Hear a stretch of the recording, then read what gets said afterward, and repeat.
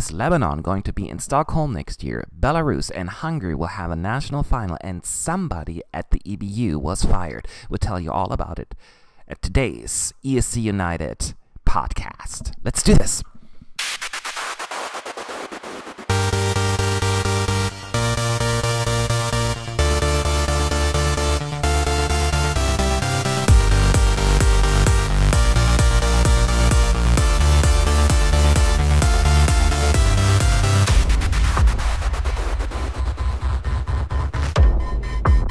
Welcome to yet another ESC United podcast.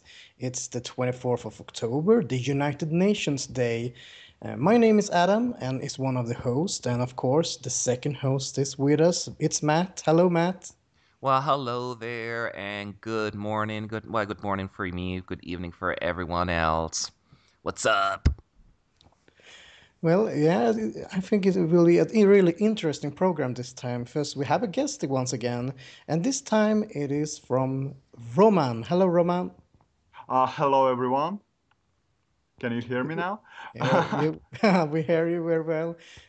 Tell us more about you. Who are you? Well, I'm a Eurovision fan since 2006, when my favorite firstly won Eurovision Song Contest, and I started to like it so much because in 2007 I started to watch the whole show. So and now I'm trying not to miss any national final. I'm interested in every Eurovision Song Contest news about. I subscribed the most of the publics in vk.com about the Eurovision Song Contest and so on. That's very cool. That is very cool. You're very welcome. We're going to talk about 5 topics today, and we're going to start directly with going to a country that is often called the last dictatorship in Europe, and that is Belarus. Belarus hasn't had that much success in Eurovision, 6th place in 2007, but other than that, it's gone not that good for Belarusians in the contest. But maybe things will change in 2016, since they are having a chance in their national final. This time, the jury is gone, and they will use 100% televoting. And the reason for this is, and I quote, "It is the most transparent form in terms of definition of a worthy challenger," that says Olga Schlager, the organizer for the national final. And last year, Osari and Mamuna failed to qualify to the final in Vienna, and their song was chosen in Belarus after winning the Eurovote, but was only 3rd place in the televote. So we can start with you, Matt. Do you think that Belarus will get some success this time? Well, I don't know. I think I want to add to that, saying that the reason that brought back the juries, what they were saying is that this was due to the initially they had this voting scandal in 2012 when what's her name, Alina Lenskaya, who then represented Belarus the following year, initially won the national final.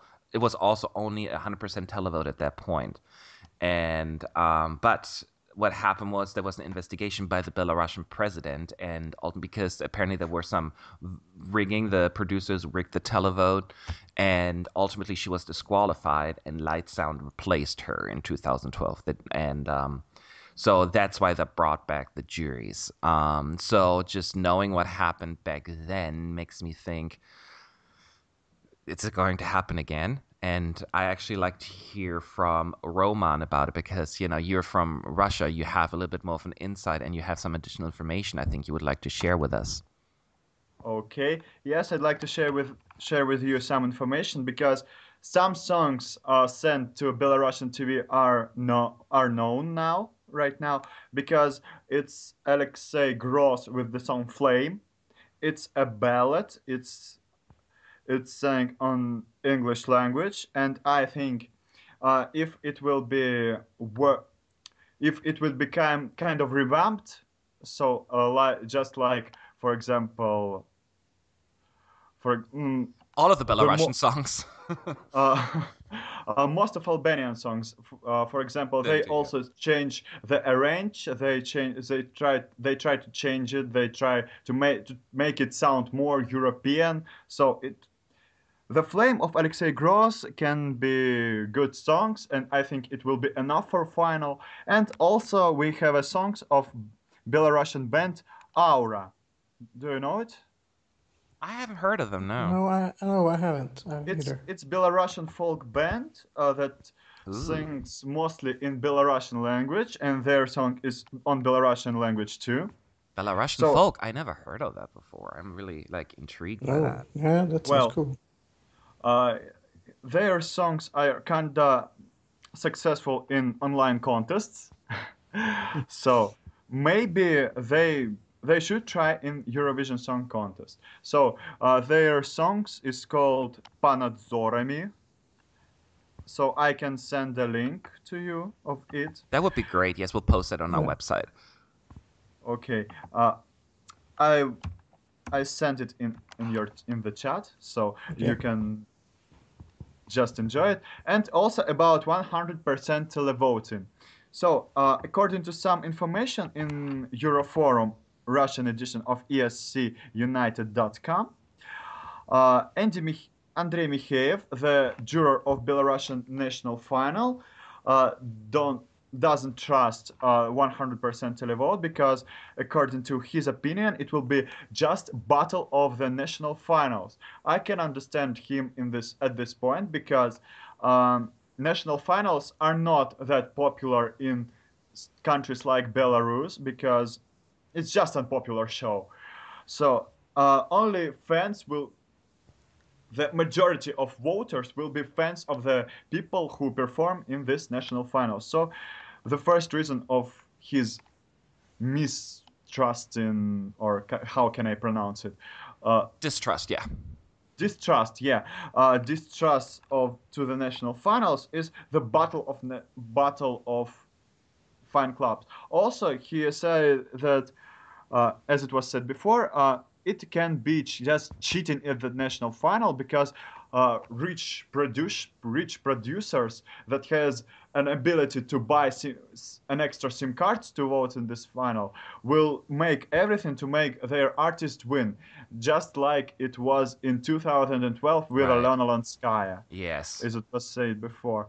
So maybe if they have the money to buy SIM cards, maybe they should spend all the money to make a great performance, just like Azerbaijan or uh, some countries that has an internal national selection to so they can just spend their money to for performance, and maybe it's right because, for example, Russia has decent results, all despite the fact that their songs has low positions at the Eurovision pre-charts. Yeah, So that's true. Yeah, so and I would uh, like to add one more thing there is because you make a point about the voting and that it's rigged. And I'm it's been accusations been rigged. It was very interesting though last year when the their song was selected. It was basically seven. What the televote? Let me rephrase that. The televote only counted for 1/8 of the points. Yeah, All exactly. the rest was the jury. So one jury voted, then another jury member voted, and then at the end the televoters voted. But there basically were just one additional jury vote. So their impact was like insignificant. So I would think this has probably something to do with that as well, that the televoters were now given the full power. I think a 50-50 process, just like we have at Eurovision, would have made a whole lot more sense, like they did in 2014 with the Exactly. Cheesecake song. Yeah, exactly. I think so too. And you talked about the rigged edition, national final in 2012. That made me think also about the Moldovan national final last year or this year. That also had many accusations about rigging votes and Moldovan so. national final should not be forgotten. Yes. That it was really a madness after that national final, and also I think, but I also think Belarus is also on the map at the moment, on in the news, mostly because of the Nobel Prize in Literature are going to Svetlana Alexievich, one of the most popular writers from Belarus. So they have all the attention right now this autumn. So I think that maybe that could possibly maybe got their idea that maybe we should be more open than we are, or that we should be. That so some maybe that has provoked them at least. That's Yeah. what I think. Yeah, I think Eurovision in general for Belarus is a big promotional tool anyway. I mean, most people don't know anything about Belarus, even in Europe. You know, they may know the name, Yeah. but they don't know what they're about, or what they're going for. So I think they will use this as a way to, put their name out there. So I don't even know if they really care a whole lot what song is going to go, as long as they're going to be in Eurovision and represent it. I'm not saying they don't want to do well, but I think to them, Eurovision has almost a different meaning than to a lot of other countries out there. And that's why I think they don't necessarily care as much how the song is being selected, but that's at least my opinion. Yeah, I agree with you. And I think if you look at the songs, I mean, Cheesecake and I Love Belarus and Butterflies, all songs are crazy songs to say the least, and crazy performances. How dare you not mention Soleil? Soleil, of course. Well, guys, now I have opened the page with the results of the last Belarusian national final. So what we have in televote? The leader of televote is Mozart with Only Dance. As I remember, last national final, there was a break, commercial breaks. No, but sometimes. So and there was a very often it was very often when this band was promoted. So it's kind of unfair to compare to another contestants. Because we had a commercial with Mozart to perform in weddings and such events. So Milky follows them on the second place. There is a gap between the first and second place with 600 votes.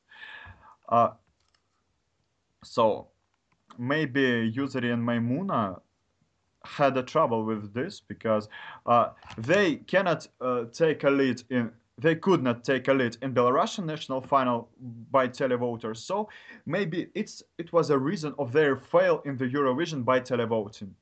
Maybe Yeah, exactly. Yeah, it I is, agree and with you. yeah, and just to wrap this up here, because I know you're talking long Yeah, about this. yeah, The absolutely. the thing is, even Belarus obviously has, apparently a lot more issues when it comes to rigging or unfair voting.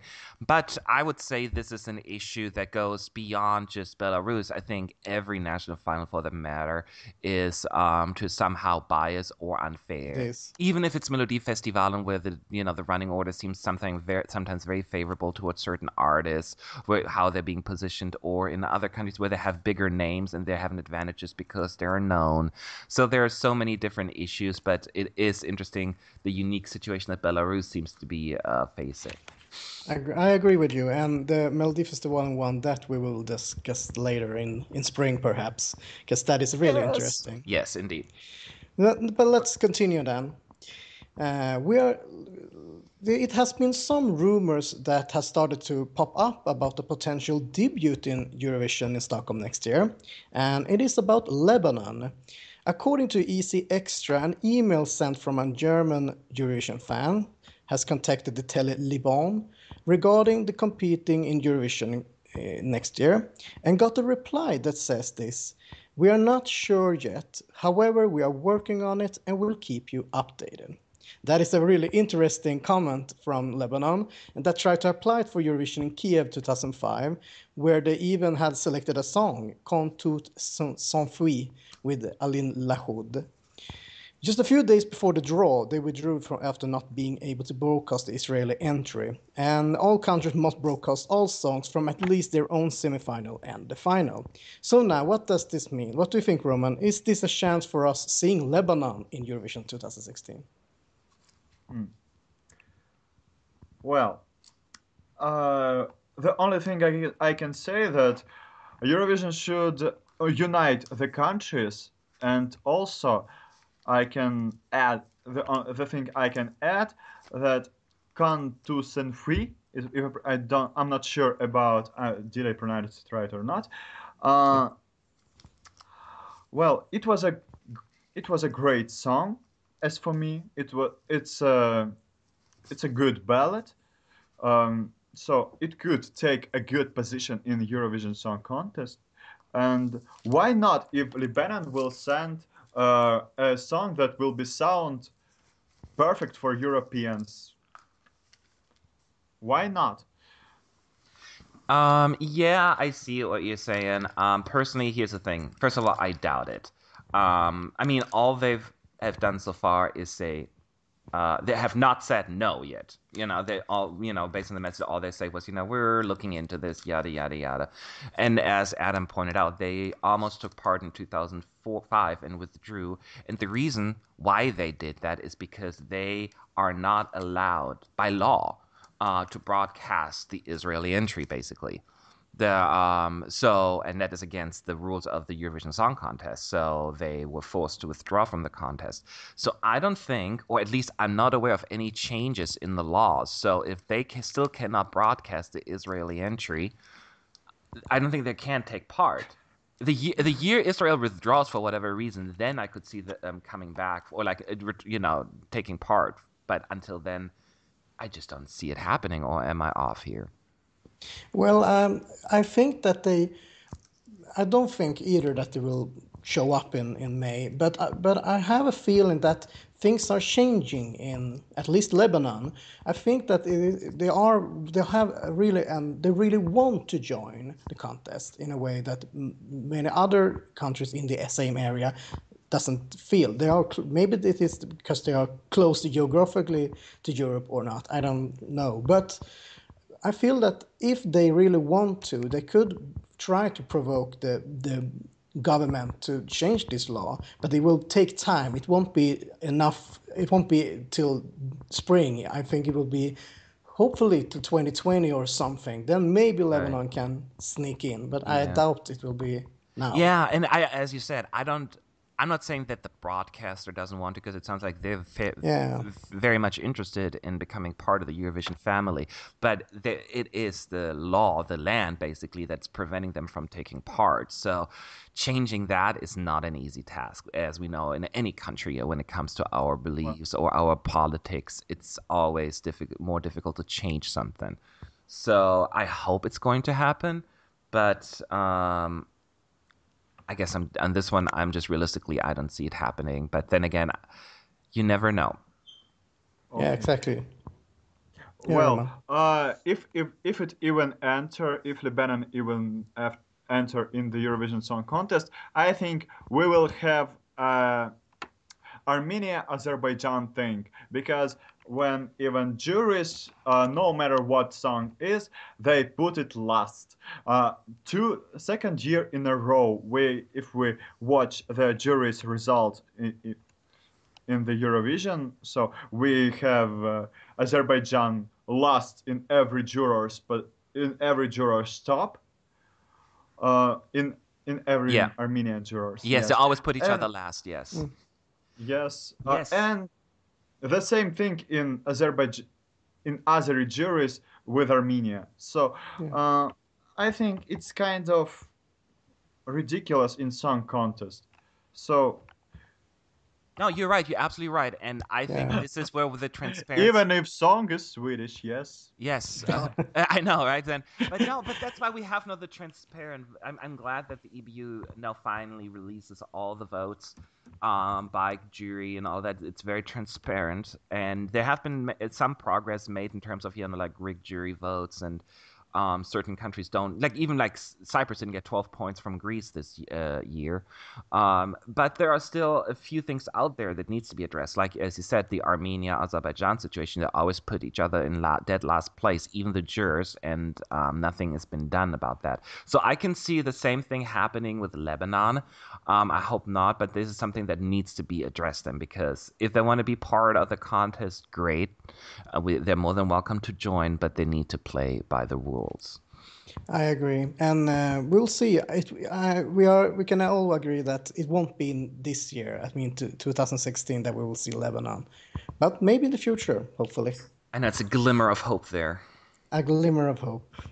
Uh, let's continue then. One thing that has been reported by the Swedish newspaper Aftonbladet is about the head of press for the Junior Eurovision, Kat Lockett, that has apparently been fired after asking critical questions to the event supervisor Setze Bakker.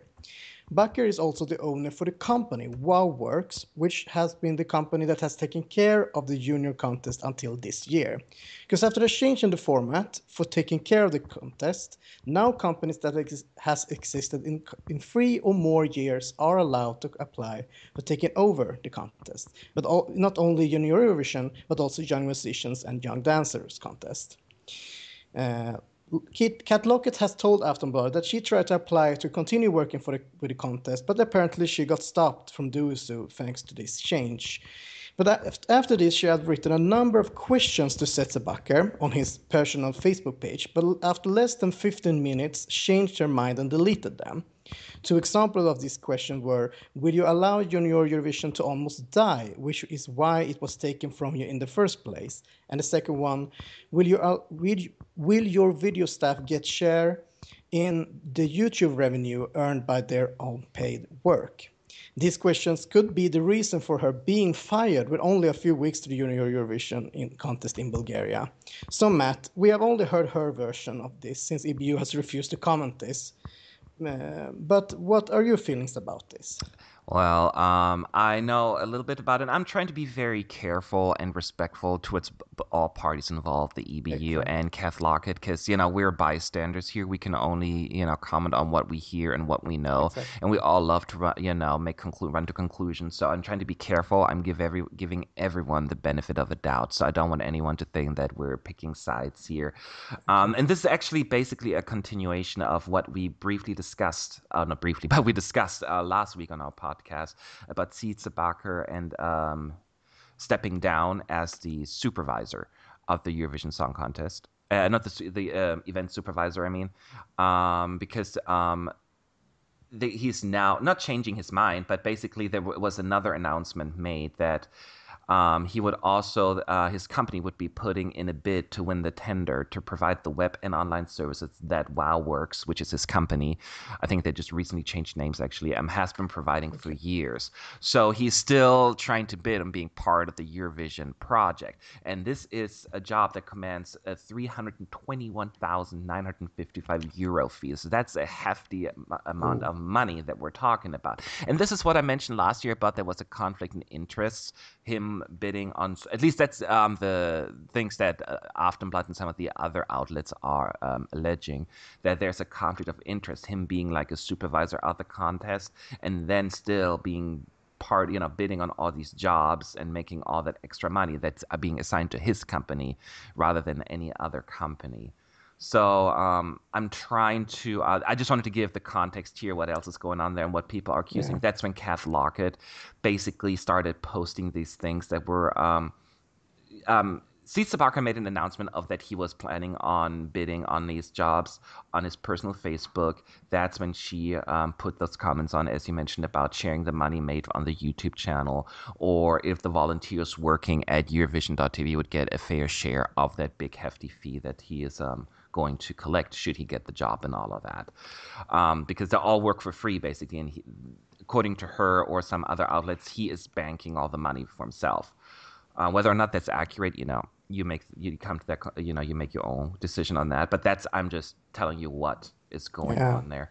What I can tell you is that's when she got axed, by the way. So when she asked all these questions, all I can say is the Kath I know, she's a wonderful and very passionate person when it comes to the song contest, the junior song contest, and the grown-up version, if you will, because she was also, I think this year she was the head of delegation for Belarus.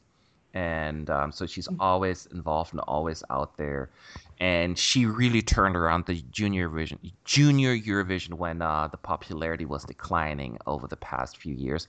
And it's stronger than ever. So she left her mark on there. So I am personally very, very, very sad that she is gone and that the EBU felt that they needed to take such drastic measures to protect their brand or they do the right thing.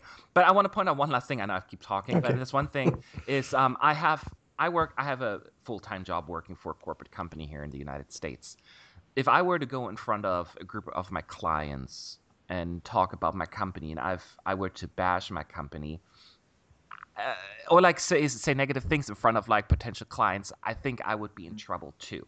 So I need to look at it from a business point of view. I can completely understand why they would be upset about that because now it's out there and it looks bad on them, and it may or may not be justified. Maybe it's not. Maybe it is. But for whatever reason, it just starts, this thing where it's floating around in the media. And sometimes it's good that the journalists know about that, but it may not be accurate. It's maybe not be the right way to address the concerns that were out there. That's my opinion. Yeah, I agree with you. What do you think, Roman? Well, I personally think that there is nothing to be afraid of because, as far as I know, they are. Mm, it's a company that can be just. I can be sure about them that they will have a salvation for every problem. Uh, so nothing to be afraid because I'm.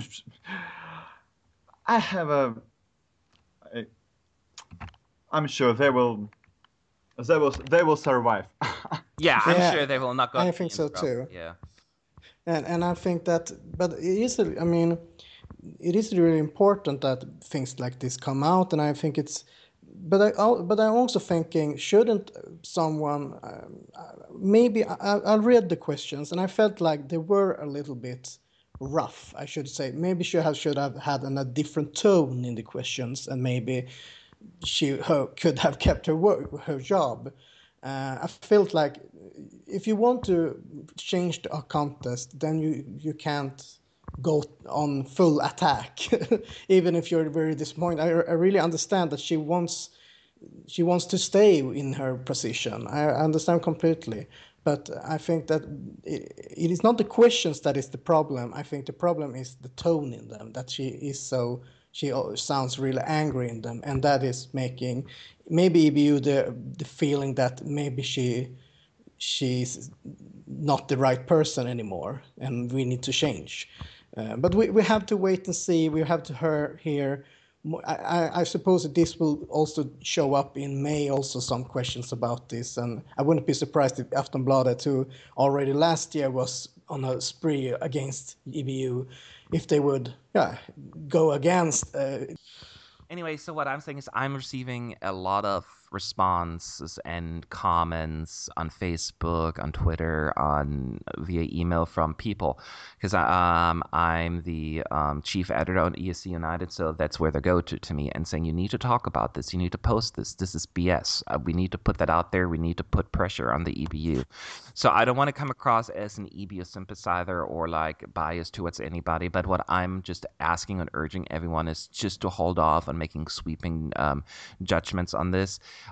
Those accusations, they may be completely warranted and justified, but maybe they're not. So before just doing that, I'm going to wait for the EBU to respond to these accusations, and I think it will be the media's responsibility to ask those questions, put them out there in a professional manner, and hopefully we can figure out what's going on rather than just, starting a war online between the parties involved, because I think that'll be counterproductive. Yeah, I agree. I mean, life is more complicated than you think. So we'll see. We'll continue to watch out for news about that in the future.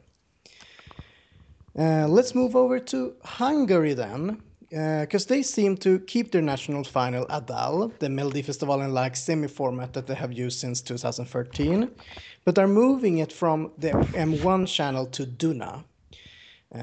Songs can be sent to MTVA until the November 25th, but there are some rules to follow. It is allowed to compete if the performers have Hungarian citizenship or speaks Hungarian as their native language.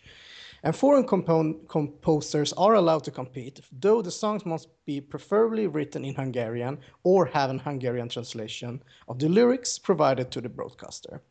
And these are some very rough rules, but it has worked well for Hungary lately. 5 years in a row they have qualified to the final. So, Roman, do you think that these rules might work again, and Hungary will be in the sixth final in a row?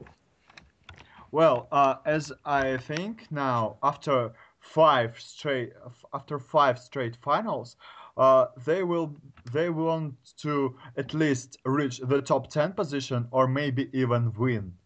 So it will be, as for me, it will be interesting if we go to Hungary, for example, in closest future.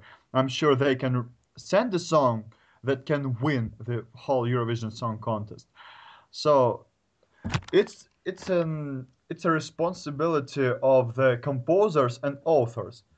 I think it's cool if we have 5 entries from Hungary that wasn't written by Swedish composers. Yeah, I agree I- with you. so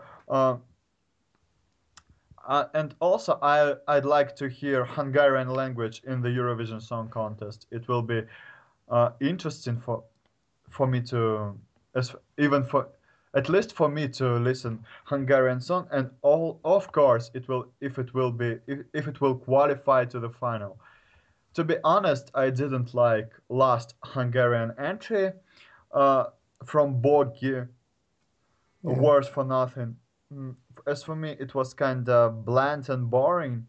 I was kind of say what when it qualified to the final, because as for me the performance sin wasn't sincere, and I think Bogi performed it kind of unemotional, and it was just boring for me. And Yeah. And so I felt very mm, upset about Belarusian missing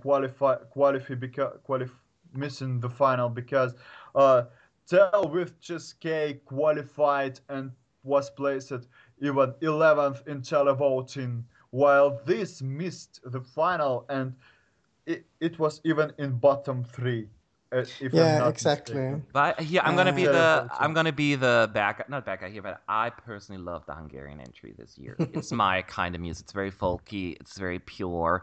I may question some of the staging in terms of like sincerity and attempts a little bit too staged, but then everything at Eurovision has to be staged to a degree because yeah, you're Eurovision stage. yeah. Personally, I love Adal, the national final system in Hungary. I enjoyed every single of their entries chosen through that system so far. I think they used it since 2012, and I loved Oh, every yeah. Hungarian entry so far. I find the jury voting random sometimes. At times that they're using, they give like certain scores from 1 to 10 for the songs, and they're going for semi-final stages. One week they give a song a high score, then the next week it's way lower. And even though it seemed like a very consistent performance. I don't know what they're doing and how they arrive at those scores, how they're being swayed. That seems a little odd to me. But other than that, I think it's an exciting show, and as Adam pointed out, quite effective. They qualified every single time, so whatever they do, and they find a song that has a certain appeal to the majority, or at least appeal to the juries or the televoters. It's certainly enough to make the cut. Yeah, Well, I agree with you. Yeah.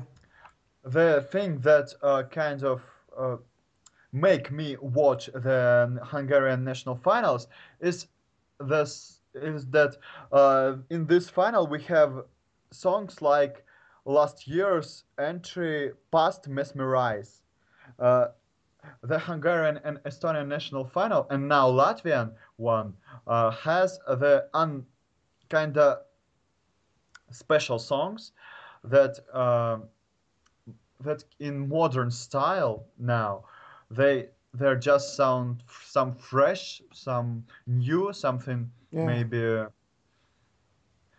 something not like any other songs.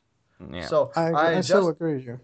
What I do you think? Yeah. just hope I just hope that Eurovision will have such entries, and their number will increase in future. I hope so Yeah, I too. think so too. And I think that I mean Hungary is a really interesting country right at the moment too. I think that these rules is very different comparing to. I mean, in Melodifestivalen we have started last year. I think it was last year. It was the first year where we let international composers to send in songs to us. So this is doing it in a different, in the opposite way. They are doing it more Hungarian than international, and also Hungary is really interesting. I mean, with this recent refugee crisis that is in Europe at the moment, and Hungary has closed their border to Serbia, and it has been so many negative notes from Hungary at the moment. And I think that it will be interesting to see firstly what song they are going to send, and in the second thing, how will the public react to that? Hungary are are having a downfall in popularity at the moment, but will they pop it up if they have the right song next year? We will see. Good point. Let's see the last topic then. It has been more and more common with singers and especially songwriters competing in other national finals than their own countries, and even winning those national finals and competing in the Eurovision. We have seen several songwriters, especially Swedish ones, that has competed for many other countries like Russia, Azerbaijan, and Spain, to name a few. The most recent singer to pop up in another country is Omar Naber, who competed for Slovenia in 2005. Now he has sent in a song for Switzerland's national final. So Matt, is this trend something that we need to stop, or do you think that it is good even? Um, I don't know. Should we stop it? No. Should we discourage it? Yes. Here's the thing. I'm a little bit more of the send local talents, whether if it's the artists or the songwriters, and use that as a way to promote their skills. Actually, like, we have good songwriters, we have great talents. I know this is an international contest, and it makes sense maybe to put someone that's maybe more known in other countries. But I'm a little bit more a traditionalist when it comes to the Eurovision Song Contest, and like I would love to see a little bit more traditional approach in terms of the song selection. But then again, if you look back in the history of the contest, some of the biggest winners or stars that came out of Eurovision were not locals, like Celine Dion. She's in Swiss, she's Canadian, French Canadian, and she became or is one of the most famous singers in the world now. So yes, you can have an argument against, or for have people from other countries take part in certain national finals. But if it were up to me, I would put an end to it. But I understand why it's happening. Yeah, what do you think, Roman? Well, as for me, I'm not against the foreigners in any national final, no matter who are they, because whether composers or even artists, because sometimes, for example, such countries as Malta and San Marino, I think they should be able to, for making foreigners enter the national finals, if they really don't have variants from native people in this country. So and even it will be interesting to have, for example, people from from the land from the non-European land, for example, such as Celine Dion, for example, someone from America or other countries. Maybe it will be such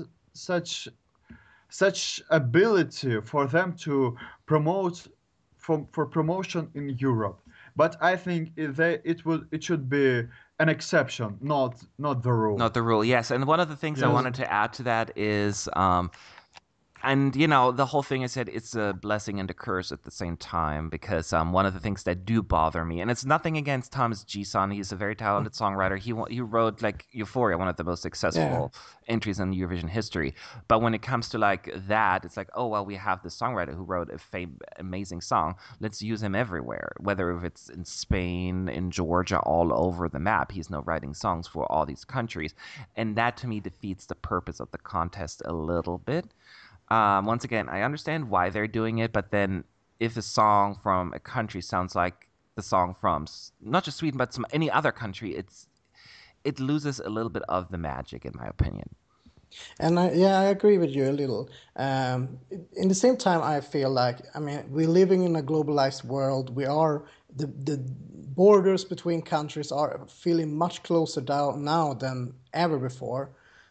So it is, I mean, it is obvious that we are borrowing artists and songwriters from each other. But in the same time, as you say, it is a little boring, and it makes that contest less wide genre, both in genre and in the national feeling to it. And I think that okay, I can't we can't put a rule against it because it will only make things worse, I think. But some, yes, as you say, Matt, discourage it a bit and maybe try to put like and yeah, try to make them feel that they want to send something from themselves rather than something from another country. Well, and I think I have one thing to add because I think people in countries like Azerbaijan or Russia understand that Swedish composer will never send his best song Yeah. to another countries except Sweden. If a Swedish composer is sure that his song is strong enough to take part in Eurovision and take a good place, I think he will send it to Melody Festivalen firstly, and only and countries like Georgia, Azerbaijan, or Russia are not the first in the line to be a countries when that will receive the song from these composers like Thomas Gisson or Frederick Champagne. Yeah, I agree with you, and that is, of course, they will send the first choice to that Melody Festival, but later if they don't sign up, I mean, for Azerbaijan it has been Sandra Burman who has sent to Melody Festival many years in a row and never got any song there. So that, and then she got an invitation from Azerbaijan and felt, oh, now is my chance to have a song Eurovision. And she happened to win later on with after writing Running Scared. So we'll see in the future if this will continue. I wouldn't be surprised if it does. So that's all the topics for today. Thank you, Roma, for joining us today. Yes, I want to thank you as well, and I think it's great because, as you know, we do not have just like always like the biggest names on here. We want to have you, the forum members, our readers, have a chance to join us on the podcast and share your opinion with us. So we're going to Absolutely. continue doing that from all over the world. So keep coming. Send us your emails. Send me your messages. We'll add you to the list to make sure you join us on the podcast in the near future. You can message me on us on Twitter at hashtag ESC United. Our handle is ESC United. Contact us on the forum or send me an email at matt@escunited.com. So that's everything for today. Hope you are here to listen to us even next week. Oh, Goodbye, everyone. okay, Bye. it was great for me to join this conversation. Thank you and goodbye. Bye bye.